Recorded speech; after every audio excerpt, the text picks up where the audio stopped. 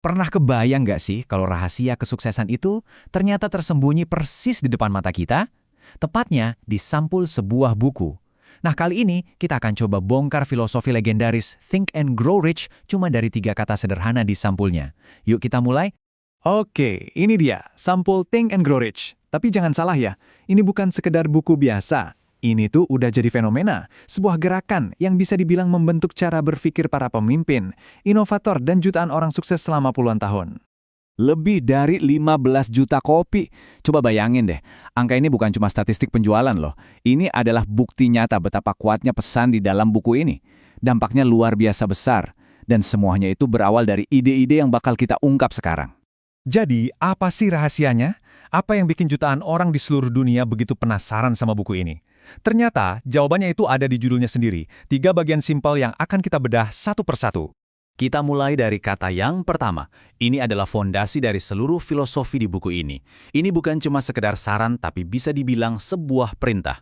Titik awal dari semua pencapaian hebat. Berpikir. Nah, dalam konteks buku ini, berpikir itu bukan soal ngelamun atau berangan-angan kosong ya.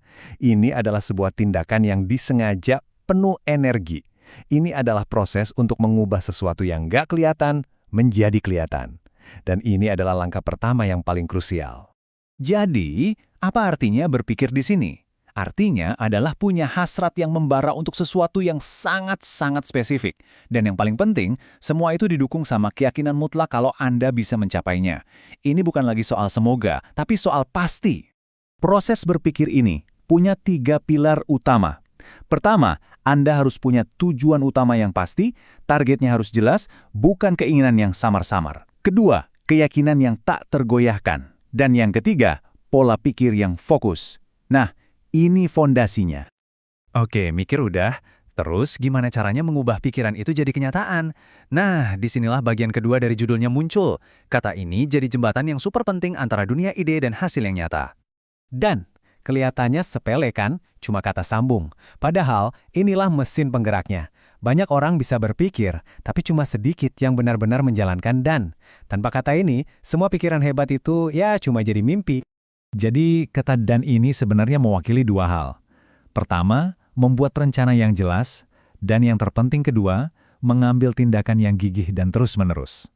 Bukan cuma sekali coba lalu menyerah, tapi berulang kali, bahkan saat kita lagi gagal.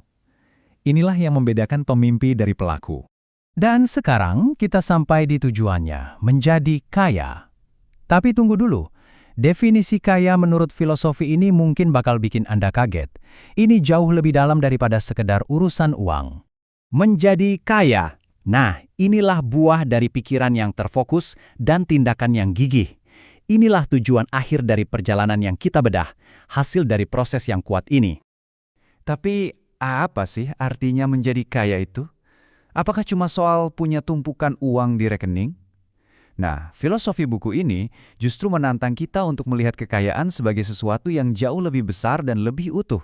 Kekayaan sejati menurut buku ini itu mencakup semuanya. Tentu, ada kekayaan finansial, itu penting. Tapi ada juga hubungan yang kuat dengan orang lain. Ada ketenangan pikiran, kepuasan pribadi atas pencapaian kita, dan bahkan nilai-nilai spiritual.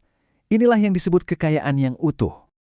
Nah, setelah kita bedah filosofinya, ayo kita balik lagi ke sampulnya untuk melihat kenapa warisan buku ini bisa sekuat itu. Ternyata semua elemen ini nyambung banget.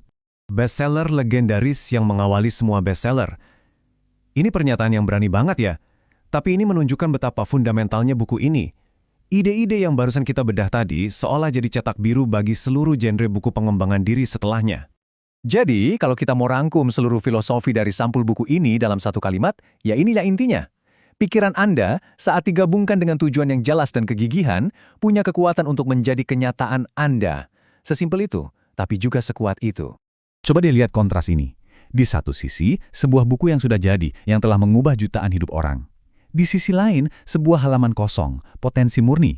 Setiap pencapaian besar di dunia ini, termasuk buku ini, dimulainya ya dari situ.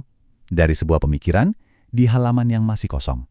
Dan sekarang, pertanyaan ini kembali kepada Anda. Kekuatan itu ada di tangan Anda. Kisah hidup Anda adalah halaman kosong yang menunggu untuk ditulis.